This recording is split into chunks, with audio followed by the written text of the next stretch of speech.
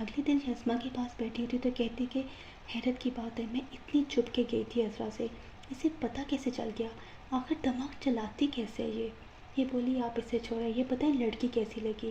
یہ بولی لڑکی تو اچھی ہے، مگر جو پہلے دیکھ کے آئی تھی وہ دل سے جا ہی نہیں رہی، بڑی ہی پیاری اور سلجھی لڑکی تھی اور ماں بہت اچھی خاتون تھی۔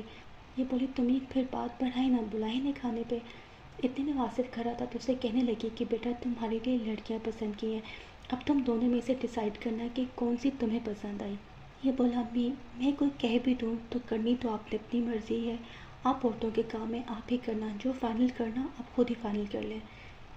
رات کو یہ اپنے اس شوہر کو کہتی کہ میں عذرا کو لے کے بہت پریشان ہوں، مجھے لگتا ہے کہ واصف کی شادی میں یہ مسئلہ کرے گی، مجھے یقین ہے یہ مسئلہ کرنے کی کوشش کرے گی کہ کسی طرح گھر الگ ہو جائے، جب کوئی بھی بات کرے گی تو آپ آرام سے پیار سے ہینڈل کرنا۔ یہ بولے تم مجھے اسے ڈرنے کو کہہ رہی؟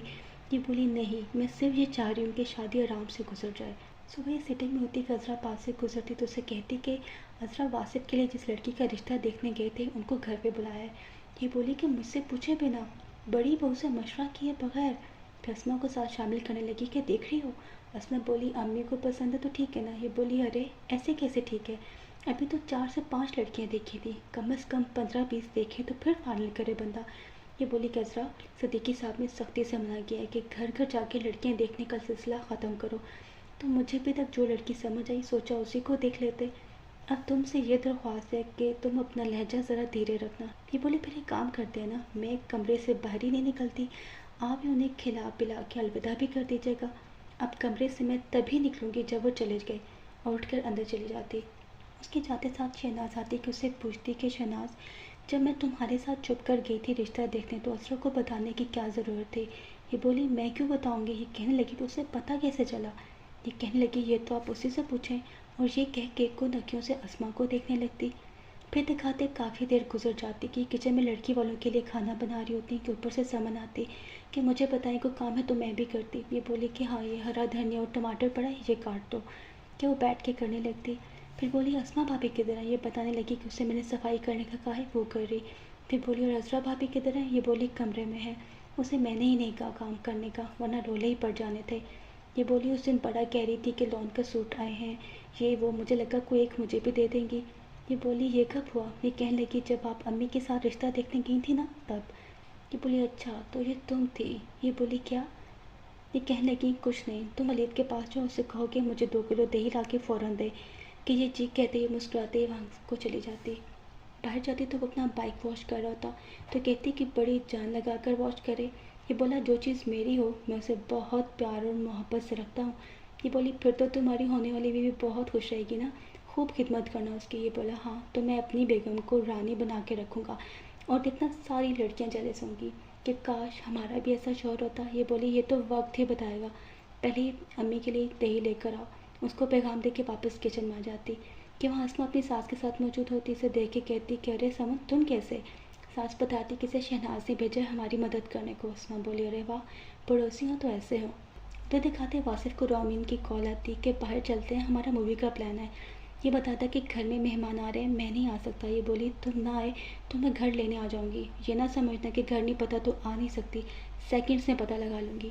میں یہ کہتا کہ رامین تم ایسا کچھ نہیں کرو گی، فون رکھتے ساتھ فوراً علی کو کال کر کے بتاتا اور کہتا ہے کہ اس کو ہینڈل کرو یار، گھر آ کے تو میرے لیے مسئلہ بن جائے گا۔ دوسری طرف دکھاتے کچرا کی بیٹی روم میں آ کے امی کو بتاتی کہ شامی کباب دہی بڑے اور بیکری کے آئٹمز ہیں۔ یہ بولی اچھا جاؤ میرے لیے وہاں سے کباب لے کے آؤ۔ وہ لے کے آتی کہ پھر کہتی اب جاؤ جا کے بیچ میں بیٹھو دیکھو کیا کیا باتیں کرتے۔ یہ بولی امی مجھے دادی نے منع کیا ہے کہ جب تک میں نہ کہوں مت آنا، ایک ایک حرکت تو نوٹ کرتی ہیں اور میرے سے اتنی باتیں نہیں نوٹ کی جاتی۔ یہ بولی اچھا فون میں ریکارڈ کر لینا نا۔ یہ بولی ارے امی آپ نے نا مجھ سے جاسوسی کا پورا کورس کروا لینا، میرے سے نہیں ہوتا، میں نہیں جا رہی۔ اتنا اچھا نانو گھر کھیل رہے تھے وہاں بھی آپ نے لڑائی ڈال دی، سارا مزہ خراب کر دیا۔ یہ بولی اچھا بس کرو، جو کیا اچھا کیا، مجھے نہ سناؤ۔ کچھ دیر میں لڑکی والے آتے کہ وہ عذرا کا پوچھتی ہیں کہ امی کہتی کہ وہ دراصل نماز پڑھی، جمال عذرا کو بلا لو اگر اس کی نماز مکمل ہو گئی ہو تو۔ یہ کمرے میں چاہتا ہے کہ عذرا فون پہ اپنی امی سے بات کر رہی ہوتی کہ آپ تو ہر وقت بہو بہو کرتی رہتی ہو، یہ نہیں دکھتا کہ اس کا بیٹا میرے بیٹے سے کیسے لڑا۔ امی بولی کہ بچے ہیں، کھیل کھیل میں ابھی ناراض تو پھر راضی، مگر تم تو جھگڑا کہاں سے کہاں لے گئے۔ یہ بولی ہاں ہاں ٹھیک ہے، میرے تو کوئی گھر ہی نہیں ہے، نہ میکا اپنا نہ سسرال، اتنے میں اس کا شوہر آتا ہے کہ فون سے فون رکھ دیتی۔ جمال کہتا ہے کہ عذرا امی بلا رہی ہیں، چلو چل کے مہمانوں میں بیٹھو۔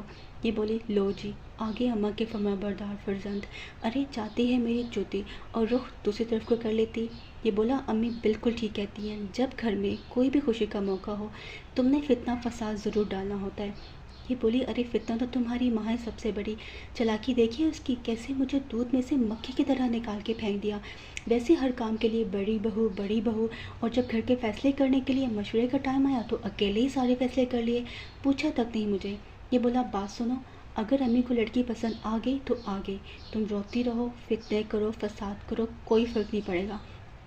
یہ بولی اگر میرے کچھ کرنے سے کچھ نہیں ہوگا تو کیوں بلانے آئے ہیں مجھے؟ میں نے تو سوچ لیا ہے، یہاں واصف کی شادی شروع ہوئی وہاں میں نے میکے جا کے بیٹھ جانا ہے، جب شادی ختم ہوئی تبھی واپس آؤں گی، پھر دیتی رہیں گی صفائیاں تمہاری ماں لوگوں کو، بڑی بہو نے شادی میں شرکت کیوں نہیں کی۔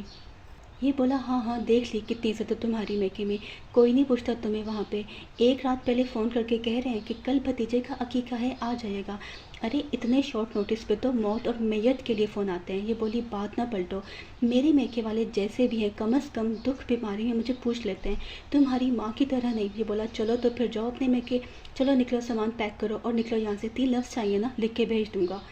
یہ فوراً سے واویلا کرنے لگی کہ ہائے اللہ یہ ہے میری قسمت، ابھی بیٹی جوان ہو رہی اور یہ مجھے طلاق کی دھمکیاں دے رہے، یہ تمہاری ماں نے تمہیں چڑھا کے بھیجا ہے نا، ہائے میری تو قسمت ہی خراب ہے۔ یہ کہنے لگا ہیلو ڈرامے بند کرو اور آ کے باہر بیٹھو، اور کہہ کے چلا جاتا۔ وہی یہ کہتی میں نہیں جا رہی، پھر باقی کا شامی کباب کھانے لگتی اور کہتی کہ طلاق دے گا، میں بھی دیکھتی ہوں کیسے طلاق دے گا، کباب کا بھی مزہ خراب کر دیا، پھر کباب ختم کرنے لگتی اور باہر کو چل دیتی۔